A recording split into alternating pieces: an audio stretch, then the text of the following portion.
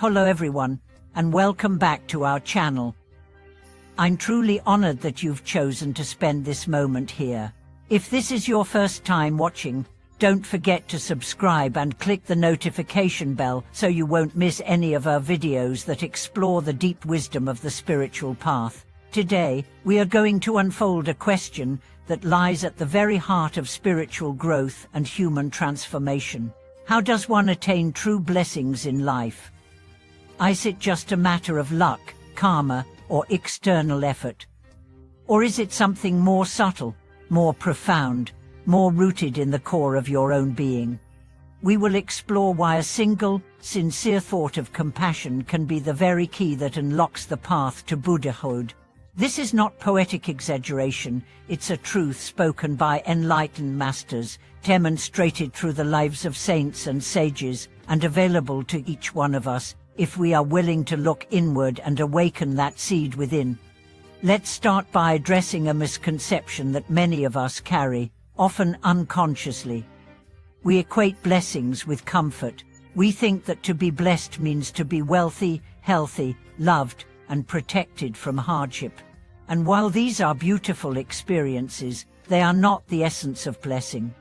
True blessings do not always look like ease. Sometimes they look like heartbreak that breaks open your heart. Sometimes they come in the form of a loss that teaches you compassion. Sometimes the greatest blessing is not what life gives you, but what it takes away.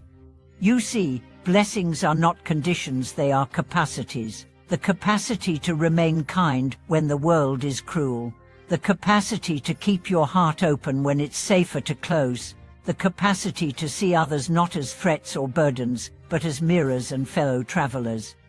That capacity is not something life randomly bestows us. It's something born from the seed of compassion, the most transformative force in the universe. In the teachings of the great pathtopeace, it is said, if you see the suffering of a single being and are not moved, your practice becomes the root of ego. But if you see suffering and sincerely wish to take it on, even if you have no scriptures, you are on the path of the Buddhas. This is a revolutionary statement. It means that wisdom without compassion is hollow, but compassion, even without knowledge, is the heartbeat of awakening. Why is this? Because compassion breaks the illusion of separation. When you feel another's pain as your own, when you stop living only inside the boundaries of me and mine, a sacred shift happens. You no longer see life through the lens of self-interest. You begin to see from the heart of interconnectedness. And in that moment, the barrier between self and other, between sacred and mundane, between seeker and sought, it dissolves. Now let's talk about what compassion really is, because many people confuse it with sentimentality or pity. Compassion is not weakness. It is not about feeling sorry for others. It is the courage to face suffering without turning away. It is the strength to act in the face of pain, not just your own, but the pain of others. Compassion is when you witness a broken world and still choose to participate in it with love. And here's the miraculous part. When you practice compassion, you're not only helping others, you're blessing yourself. Your own heart becomes lighter. Your mind becomes clearer.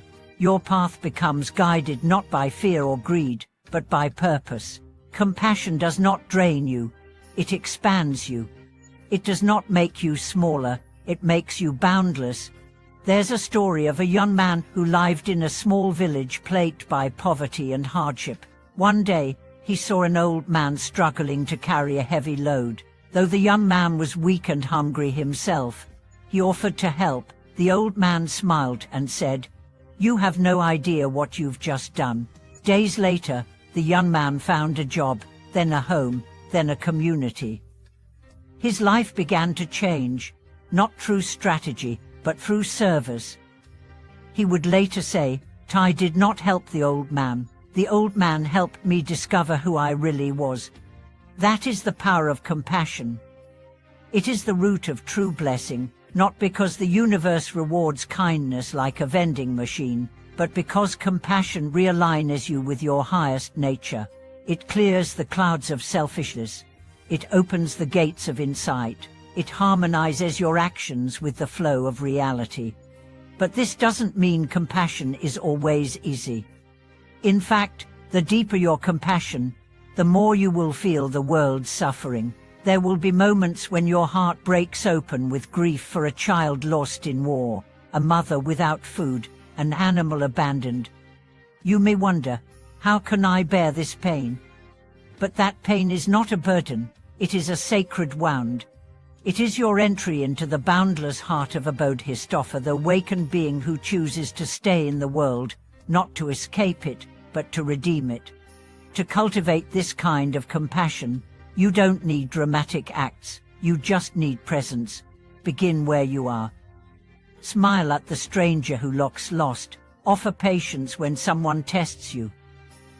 Forgive the person who hurt you, not because they deserve it, but because your heart deserves peace. Each act may seem small, but they are the steps that carry you across lifetimes. There's a beautiful practice called Attain in Tibetan Buddhism, which means giving and taking. You imagine breathing in the suffering of others and breathing out your love, peace, and joy. At first, it may feel overwhelming, but over time, this practice transforms you. You begin to feel a kinship with all beings. Their joy becomes your joy, their sorrow becomes your sorrow, and you realize that compassion is not just an emotion, it's a state of being. Let me share another story. A monk once meditated in a cave for decades. People asked him, "What did you discover?" He said, "At first I discovered emptiness. Then I discovered silence. And finally, I discovered the entire world living in my heart." That is the journey of compassion. It begins with you, it ends with everything. And here's the final truth I want to offer today. Compassion is not just the path, it is the destination. The goal of enlightenment is not to transcend humanity, but to embody it so fully that you become a vessel of universal love. When the Buddha touched the earth upon his enlightenment, he did not escape the world. He affirmed it. He said, "Here, in this very place, awaken. And I vow to serve all beings until every last one is free." That vow was born not from power, but from compassion. And it is the same vow we are invited to make, each in our own way. Whether you are a parent caring for your child, a teacher guiding students, a nurse holding the hand of a dying patient, each act of compassion is a ripple in the ocean of awakening. So I invite you now, not to seek blessings outside yourself, but to plant them within, with every thought of kindness, with every word of love, with every act of service. These are the seeds of Buddhahood. They do not need rituals or temples or titles. They need only your sincerity. Thank you so much for spending this sacred time with me. If today's reflection spoke to your heart, if you felt the stirrings of compassion within yourself, please share your story in the comments. Let's inspire each other with our shared humanity. Don't forget to like this video, subscribe to the channel, and share it with someone who needs to remember the blessing of a compassionate heart. Thank you again for watching this video.